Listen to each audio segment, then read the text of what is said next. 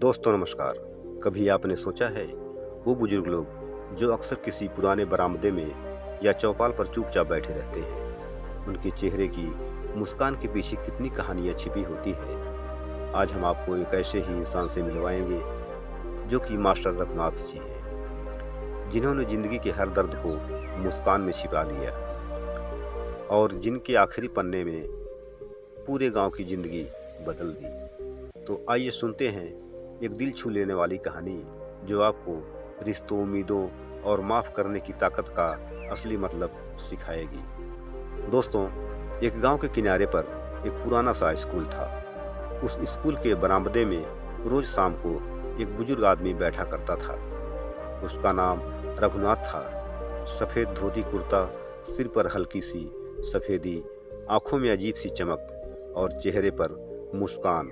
जो भी उसे देखता यही सोचता कि कैसा आदमी है, कितना सुकून है इसके चेहरे पर। लेकिन यह सुकून, एक मुस्कान, एक दर्द को ढक कर रखी थी। बहुत कम लोगों को मालूम था कि रघुनाथ कभी इसी स्कूल में मास्टर हुआ करते थे। उनकी पत्नी का देहांत सालों पहले हो गया था। उनके एकमात्र बेटे ने शहर जाकर अपनी जिंदगी अलग बना ली थी। रघुनाथ को अपने बेटे पर कोई गुस्सा नहीं था, लेकिन एक कसक जरूर थी। जिसके लिए सब कुछ किया, वही अपने पिता को भूल गया। रघुनाथ हर शाम स्कूल के बाहर बैठकर बच्चों को हंसते खेलते देखते। जो बच्चा उनके पास आता, उसे वे अपनी पुरानी कॉपी से कोई न कोई छोटी सी कहानी या शायरी सुनाया करते थे। बच्चे उन्हें दादाजी कहकर पुकारते थे। एक दिन गांव में एक नई टीचर आई जिसका नाम नेहा था। उसने देखा कि स्कूल के बाहर रोज ये बुजुर्ग आदमी बैठे रहते हैं। एक दिन उसने पूछ ही लिया, दादाजी आप यहाँ रोज क्यों बैठते हैं? रघुनाथ मुस्कुराए और बोले, बेटी ये बच्चे मेरी दुनिया हैं। जब इन्हें पढ़ते और खेलते देखता हूँ तो लगता है कि मेरी सांसें अभी भी किसी काम की हैं। नेहा को रघुनाथ की बात दिल को छू गई। वह रोज स्कूल के बाद उनके पास बैठने लगी।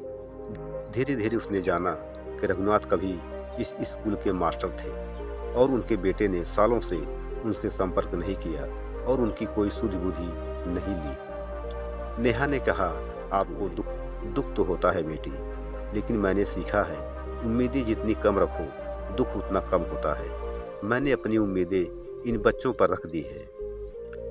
एक दिन रघुनाथ ने अपने बच्चों के लिए एक छोटी सी किताब बनाई। किताब का नाम था आखिरी पन्ना। उसमें उन्होंने छोटी छोटी प्रेरणादायक कहानियाँ और कविताएं लिखी। हर बच्चे को वह किताब दी। बच्चे बहुत खुश हुए। उस किताब के आखिरी पन्ने पर रघुनाथ ने लिखा था, अगर तुम्हें जिंदगी में कभी लगे कि तुम अकेले हो तो यह सोचो कि तुम्हारे एक अच्छे काम से किसी की जिंदगी बदल सकती है। कभी हार मत मानना। यह पंक्तियाँ बच्चों को दिल में उतर। कुछ महीनों बाद गांव में एक बहुत बड़ा कार्यक्रम हुआ। बच्चों ने रघुनाथ को मंच पर बुलाया और कहा, दादाजी हमने आपकी किताब पढ़ी। उसमें लिखा था कि दूसरों के लिए कुछ करो। हमने स्कूल के बाहर एक छोटा सा पुस्तकालय बनाया है। उसका नाम आपके नाम से रखा है। रघुनाथ की आंखें भर आई। उन्होंने कांपते हाथों से बच्चों को आशीर्वाद दिया। उसी वक्त भीड़ में एक व्यक्ति खड़ा था, सूट बूट पहने, आंखों में शर्म और पछतावा लिए। वह था रघुनाथ का बेटा अजय। अजय मंच पर आया, पिता के पैर छूकर बोला, पिताजी मुझे माफ़ कर दीजिए। मैंने आपको सालों तक याद नहीं किया, लेकिन आज जब मैंने बच्चों की किताब पढ़ी तो समझ आया कि आप कितना बड़ा दिल रखते हैं। क्या आप मुझे माफ़ करेंगे? रघुनाथ के ओंठ काँप उठे। उन्होंने बेटे को गले लगा लिया और धीरे से कहा, बेटा पिता का दिल कभी नाराज नहीं होता।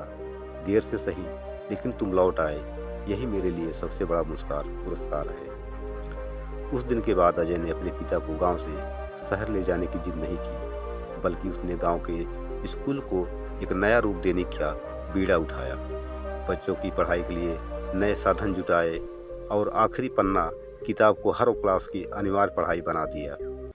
रघुनाथ ने मुस्कुराते हुए कहा, जिंदगी का आखिरी पन्ना तभी सुंदर बनता है जब हम अपने शुरुआती पन्नों को दूसरों के लिए लिखते हैं। यह कहानी हमें सिखाती है कि रिश्तों की डोर कभी टूटती नहीं, बस समय और अहंकार उसे कमज़ोर बना देते हैं। दूसरों के लिए छोटा सा काम भी किसी की ज़िंदगी बदल सकता है। उम्मीदें रखना ठीक है, लेकिन उम्मीदें बांटना सबसे बड़ा पुण्य है। रघुनाथ जैसे लोग हमें यह याद दिलाते हैं, ठीक है, लेकिन उम्मीदें बांटना सबसे बड़ा पुण्य है। रघुनाथ जैसे लोग हमें यह याद दिलाते हैं कि उम्र, दुख या अकेलापन किसी भी इंसान के दिल को छोटा नहीं कर सकते। दिल बड़ा तभी होता है जब उसमें माफ़ करने और बांटने की ताकत हो। तो दोस्तों, यह एक थी छोटी सी कहानी। अगर यह आपको कहानी अच्छी लगी हो तो हमारे चैनल को शेयर, लाइक और सब्सक्राइब जरूर करिएगा। फिर मिलते हैं अगली वीडियो में एक नई कहानी के साथ। तब तक के लिए नमस्कार।